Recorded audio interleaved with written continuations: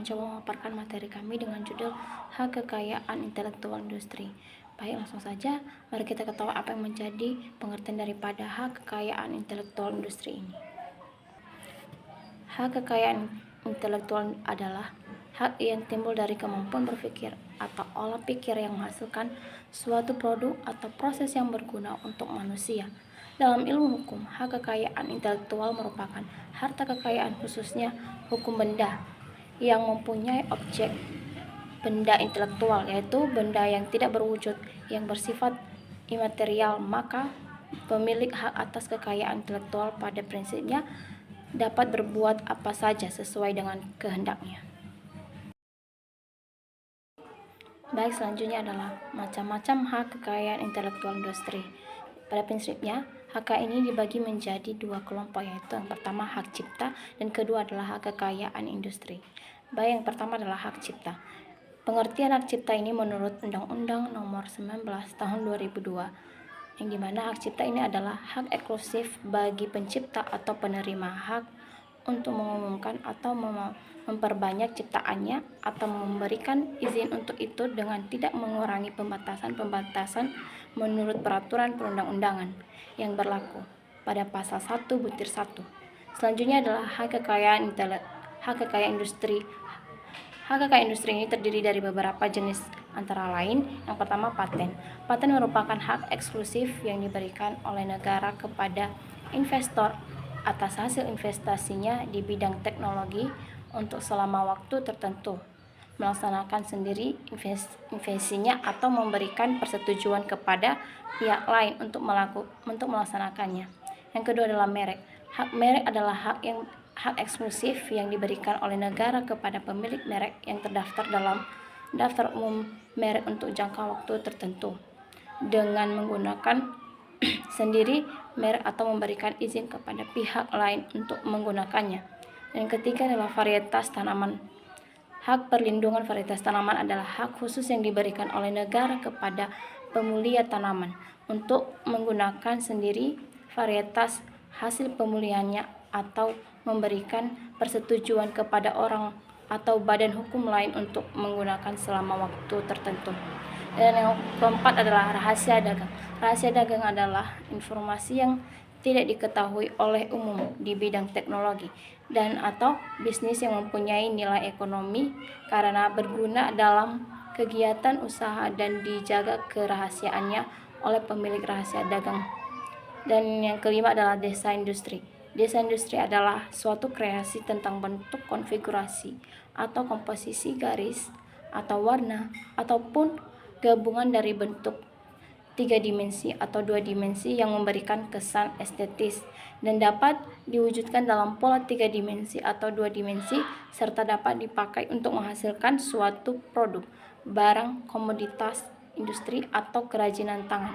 Dan yang terakhir adalah desain tata letak sirkuit terpadu. Hak desain tata letak sirkuit terpadu ini adalah hak eksklusif yang diberikan oleh negara Republik Indonesia kepada pendesain atas hasil kreasinya untuk selama waktu tertentu melaksanakan sendiri atau memberikan persetujuannya kepada pihak lain untuk melaksanakan hak tersebut. Baik, selanjutnya akan dijelaskan oleh teman kami. Masuk kita pada fungsi dan tujuan HIKI. HIKI ini ada beberapa fungsi. Yang pertama, 1. Antisipasi kemungkinan melanggar HIKI di pihak lain. Kedua, meningkatkan daya kompetensi dan pangsa pasar dalam komersialisasi kekayaan intelektual. Ketiga, dapat menjadi bahan pertimbangan dalam penentuan strategi penelitian, usaha, dan industri di Indonesia. Keempat, alat perlindungan menjamin hak komersialisasi. Kelima, peningkatan kepada pihak yang berminat melanggar. Keenam, advertensi untuk meningkatkan value produk. Terakhir, alat monopoli perdagangan. Ada beberapa tujuan HIKI ini antara lain: 1. Meningkatkan pengetahuan dan wawasan peserta pelatihan dalam peraturan-peraturan hukum yang berlaku, serta sanksi-sanksi dalam penerapan HIKI. B. Agar para peserta pelatihan mengetahui prosedurnya, penerapan HIKI dalam masalah-masalah yang dihadapi dalam pelaksanaan penerapan HIKI. G. Agar para peserta termotivasi untuk menciptakan hal-hal baru di bidang produk industri yang menyangkut desain, proses produk, serta pemakaian merek sendiri. Tujuan pelindungan dan pengakuan hukum HIKI ini antara lain: 1. Meningkatkan pengetahuan dan wawasan peserta pelatihan dalam peraturan-peraturan hukum yang berlaku, serta sanksi-sanksi dalam penerapan HIKI. B. Agar para peserta pelatihan mengetahui prosedurnya, penerapan HIKI dalam masalah-masalah yang dihadapi dalam pelaksanaan penerapan HIKI. G. Agar para peserta termotivasi untuk menciptakan hal-hal baru di bidang produk industri yang menyangkut desain, proses produk, serta pemakaian merek sendiri. Tujuan pelindungan dan pengakuan hukum HIKI ini ada beberapa juga, itu untuk mendorong timbulnya inovasi. Selanjutnya, untuk pengalihan dan penyebaran teknologi yang diperoleh manfaat bersama antara penghasil dan penggunaan teknologi dengan cara menciptakan kesejahteraan sosial ekonomi serta keseimbangan antara hak dan kewajiban. Selanjutnya yaitu manfaat HIKI. 1. Memberikan perlindungan hukum sebagai insentif bagi pencipta, inventor, dan desainer dengan memberikan hak untuk mengkomersialkan hasil dari kreativitasnya dengan menyampingkan sifat tradisionalnya. Kedua, menciptakan iklim yang kondusif bagi investor. Ketiga, mendorong kegiatan penelitian dan pengembangan untuk menghasilkan penemuan baru di berbagai bidang teknologi. 4. Sistem paten agar memperkaya pengetahuan masyarakat yang melahirkan penemu-penemu baru. Kelima, meningkatkan dan perlindungan HIKI agar mempercepat pertumbuhan industri, menciptakan lapangan kerja baru, mendorong pertumbuhan ekonomi, meningkatkan kualitas hidup manusia yang memberikan kebutuhan masyarakat secara luas. Baik, terima kasih kesempatan dan waktu yang telah diberikan kepada kami. Langsung saja saya akan meneruskan untuk menjelaskan materi kami mengenai HAKI atau hak kekayaan atas intelektual. Nah, di sini pada pembahasan kami ini ada cara penyelesaian atau solusi jika masalah apabila terjadi pada HAKI ini. Di sini terbagi dalam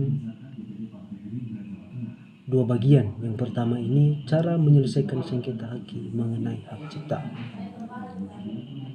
Nah, di sini pada hak cipta ini menurut Undang-Undang Nomor 19 Tahun 2007 tentang hak cipta. Kedua, Undang-Undang Nomor 6 Tahun 1957 tentang hak cipta atau Lembaga Negara Republik Indonesia tahun 1987. Pada bagian kedua ini cara penyelesaian HAKI mengenai merek. Di sini penyelesaian sengketa yang alternatifnya ada bagian A-nya negosiasi. Jadi negosiasi ini merupakan salah satu penyelesaian sengketa yang alternatif yang dapat dilakukan oleh pihak-pihak yang bersengketa atau kuasanya.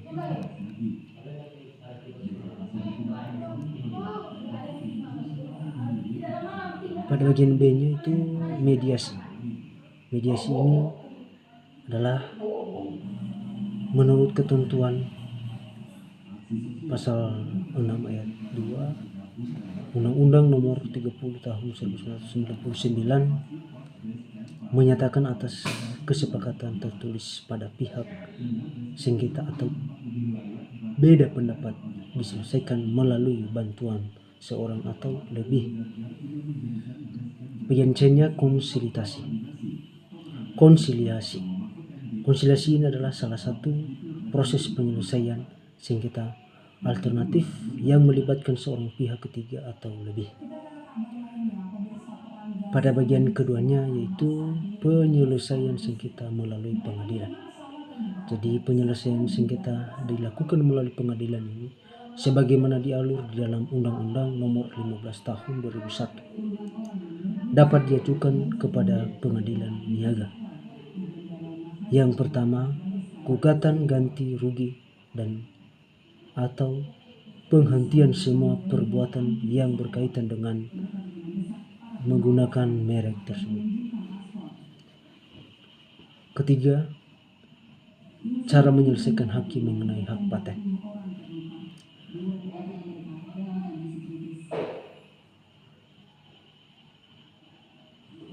Jadi demikian saja untuk pembahasan materi kami. Terima kasih. Baik, saya akan melanjutkan menjelaskan pembahasan materi kami yaitu analisis SWOT.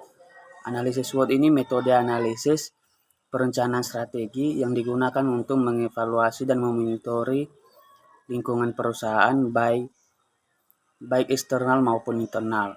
Nah, analisis SWOT ini juga terbagi ada 4 yaitu STRATE. Nah, yang STRATE ini yang pertama, kualitas hasil produksi seluruh sektor cukup baik, terus biaya produksi masih terjangkau, terus dukungan pemerintah untuk mengembangkan industri manufaktur cukup baik, terus kuatnya pengetahuan tentang teknologi manufaktur. Yang kedua, weaknesses. Yang pertama itu fleksibilitas strategi, manufaktur masih lemah, terus yang kedua daya tawar yang rendah terhadap distributor. 3. Semakin tingginya biaya produksi. 4. Tentunya SDM semakin beragam. Terus yang ketiga opportunity. Opportunity ini yang pertama terbukanya jalur pemasar yang semakin beragam. Kedua, potensi pasar cukup besar. 3. Ketersediaan bahan baku yang memadai. Dan 4. Ketersediaan SDM yang cukup. Terus 4. Trade. Trade ini yang pertama strategi produk RRC yang semakin kuat, terus yang kedua kekuatan inovasi produk-produk impor, ketiga produk pesaing yang berbiaya rendah, 4. Lemahnya penanganan HKI. Nah, berikutnya itu analisis strategi. Analisis strategi ini ada 4 juga, yaitu strike opportunity. Strike opportunity ini yang pertama meningkatkan kualitas hasil produksi dengan strategi cost leadership dan differentiation untuk memperluas jalur pemasar dan meningkatkan potensi pasar. Yang kedua, meningkatkan jalinan kemitraan antar pemasok, pelanggan, dan pesaing dengan jaminan ketersediaan SDM melalui dukungan pemerintah. Terus strategi weakness opportunity. Yang pertama, penekanan biaya produksi dengan efisiensi SDM dan pengembangan teknologi baru. Yang kedua, meningkatkan penggunaan teknologi manufaktur dan teknologi informasi untuk meningkatkan fleksibel dan daya tawar. Yang ketiga itu strategi strike tier, itu peningkatan dukungan pemerintah untuk meminimalkan pembajakan dan penanganan HKI. Yang keempat, strategi weakness trade, yaitu peningkatan kemampuan teknologi untuk mengembangkan produk baru dan dalam rangka memenuhi persyaratan pelanggan. Demikian penjelasan saya. Terima kasih.